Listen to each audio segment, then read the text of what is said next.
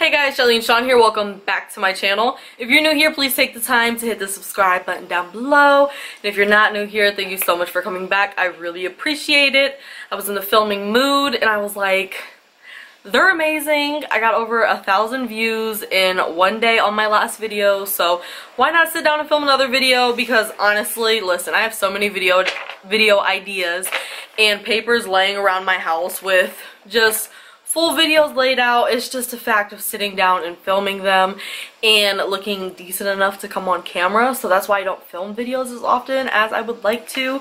But I had this video idea laying around in a pile, and these are pretty much like my top 10 favorite brands, as you can see by the title.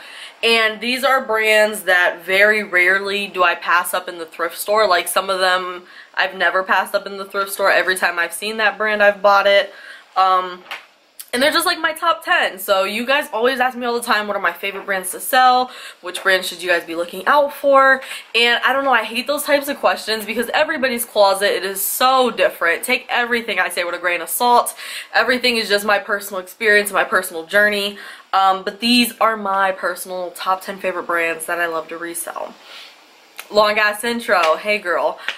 So yeah, if you're interested in that, keep on watching. If you're not, I got lots of other videos. You can check those out, or you can find me on Instagram. My resale Instagram actually looks really nice right now. My feed almost looks curated. It's low-key beautiful.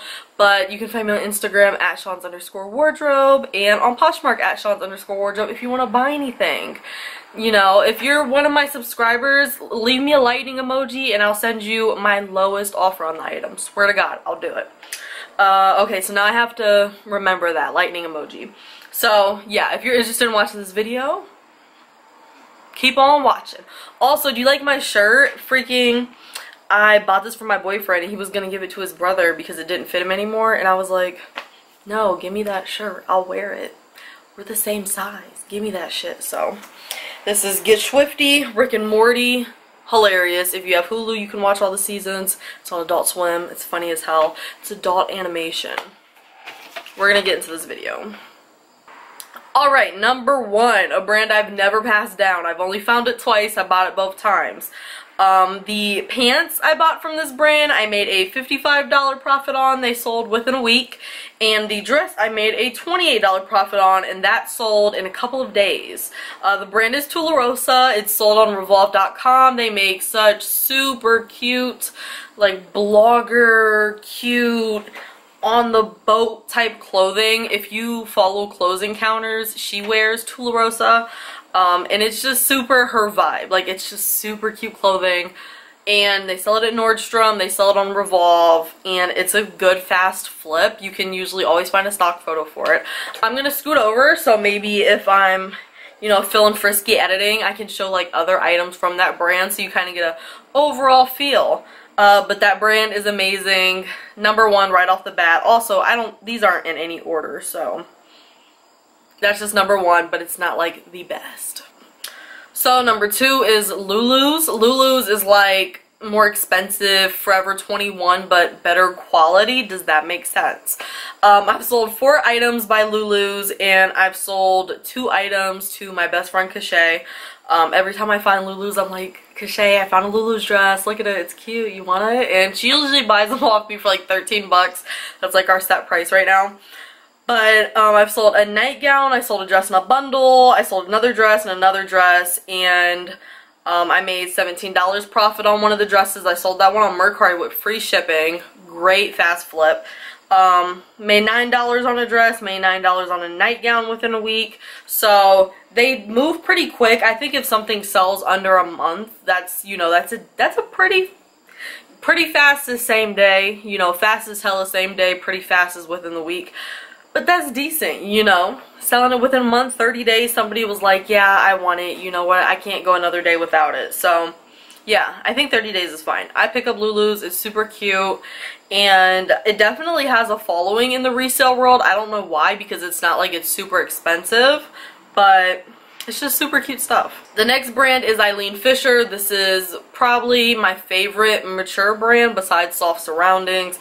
It's made for an older demographic. It's more like Chico's, and I would say Alfred Dunner, but Alfred Dunner isn't stylish, and Chico's is stylish, Eileen Fisher is stylish, J. Jill, Soft Surroundings. They're serving the girls vibes, you know. Those are like really stylish, mature brands. What I aspire to wear when I'm grown, especially Chico's. But it's just super cute. I wouldn't say Eileen is super cute by any means. I would say it's super well made, high quality, nice pieces. They're pieces you're gonna invest in. They're not one and done throwaway items. They're dresses you're gonna wear for years. They're pants you're gonna wear for years. So people will spend a pretty penny on them in the resale market, and I don't blame them because I would too. I sold a tunic, made a $22 profit, sold another tunic, made a $33 profit, cardigan $20, top $28. All of these prices I'm going to be saying are profit prices. Another tunic $14, and then just to give you a feel, my average cost of goods is around like $4.50 right now, so you can just assume that I spent that on all of these items. But Eileen Fisher is definitely a brand to pick up. The older tag is the large black tag that says Eileen and then Fisher, and then the newer tag, I found out that this is the newer tag because I have an item with this tag and it's still on the website. It's like a thinner tag, and it's in light brown writing, if I can remember correctly. I'll put photos because you know your girl comes through, but all of the shit sold, whether it was old or new tag. I think older tag definitely takes a little bit longer, but you know, just like with Cabi, which is also on this list, but definitely Eileen Fisher, it's good shit. She knows it's good, so Eileen Fisher. Okay, so number 4 is Lilly Pulitzer. We've heard of her. The girls know her. She's known in the resale world. And Lilly Pulitzer has been around since, I believe, the 60s. And her stuff sells well. So I've sold 2 dresses, or at least 2 dresses I wrote down. One I made a $32 profit on in a week, and the other one I made a $25 profit on in 3 weeks.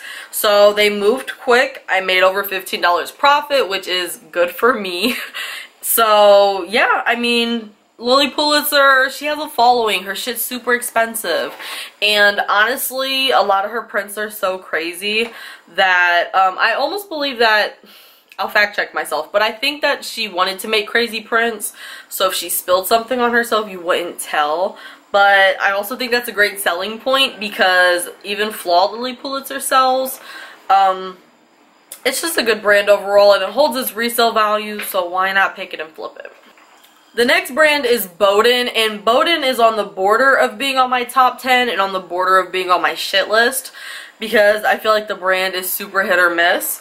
So I have a dress I sold for a $23 profit in a week. I remember that was one of my first like big flips. I sold a dress for a $12 profit in a week. I sold a tunic for a $7 profit in 6 weeks. And I sold a dress for a $8 profit in 7 weeks. So it's real all over the place. That's why I said it's on the border of being on my shit list. But it's still a brand that I pick up if I can get it for the right price and if it's still super cute. So I'm like real comfy casual in this video. I hope this is okay with you guys. So number 6 is Cabi, and new tag Cabi definitely sells better than old tag Cabi. Listen, let me tell you that. Old tag Cabi I tried to not even really buy anymore, but Cabi is a consistent seller to where even if it does sit for a little bit, I know somebody's going to buy it because it has a following. They sell it like how they do Tularosa. I'm almost positive. Tularosa's obviously a little different because people do like Facebook parties and shit. But they sell it like in a catalog, so people are hunting it down sometimes.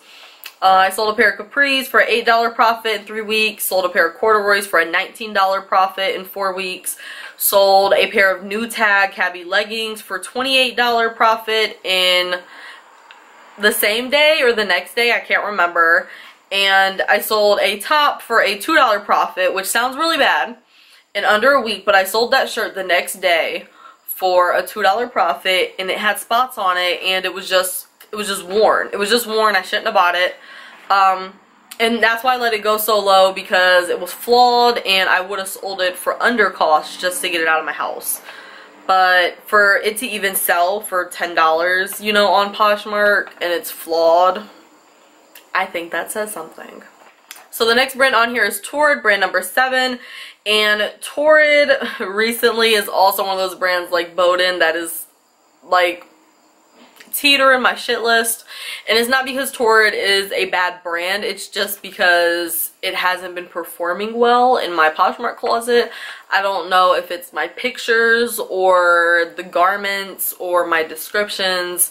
I think it probably is the garments that I've been choosing, but it just hasn't been doing the best. So I'll share my numbers and it's still on my list, but I would still say pick up Torrid with caution. You know, definitely the bigger the size, the better, but yeah, we'll just get into my numbers. So I sold a pair of jeggings, a pair of denim jeggings for a $12 profit in a couple of days on Poshmark. That was a good flip. I sold a dress for a $8 profit in 8 weeks. That was not the best flip, but I also did not have a steamer when I took that picture. So it was super wrinkly. I did use a stock photo though, so you didn't know the dress I had was super wrinkly until you got to those pictures. And I think that definitely made a difference, but at the end of the day, it still was only like, just like a soft knit tank dress, like skater tank dress. So, I don't know. Let me know what you think. I just don't think it would have sold for much in the first place. Next item, I sold a dress for $11 profit in a little over a week, a top for a $9 profit in a little over a week, a pair of flawed leggings for a 55-cent profit in a little over a month, and then I sold a dress the same day I listed it, literally while I was still listing the rest of my items that day, in a bundle and made a $12 profit on that. So yeah, I mean, Torrid is just, it's hit or miss, like I said. I would just buy it with caution at this point, but we're not going to dwell on Torrid too much longer. Okay, so the next brand is Kate Spade, and unfortunately, you know, Kate Spade is now deceased, and I think that definitely did affect her like market value, like her resale market value. I think her items typically go for more money now because of that. Not saying, you know, that somebody just honked. Not saying that like changes anything. I'm just bringing that up as a fact that I definitely do believe her resale value did go up because of that. But my numbers, I sold a vintage backpack for a $23 profit in 2 weeks. And I sold a dress for a $77 profit in a little under a week. That was a really good flip. I bought that from a clothes mender and I sold it, I think, like a Saturday night. The girl just had $125 burning a hole in her pocket, and I needed $125, so the stars aligned and we met, but that was definitely a great flip. Okay, so the next brand is Madewell, and I honestly can't think of anything Madewell that I've ever turned down at the thrift store. I sold a pair of flawed wedges I bought at a Plato's Closet in Virginia, not in Virginia, in Columbus. I made a $22 profit on those and they sold in I think 2 days. I sold a top, I made a $13 profit on that in a month. I sold a silk top, made a $27 profit on that in under a week. I remember I sold that on Mercari with free shipping and still made $27 profit. So that was definitely a good flip. And Mercari only takes 10%, so that's why my flips over there are sometimes better than Poshmark. But Poshmark takes 20%, you know, but I also make more sales on Poshmark, so it's kind of worth it.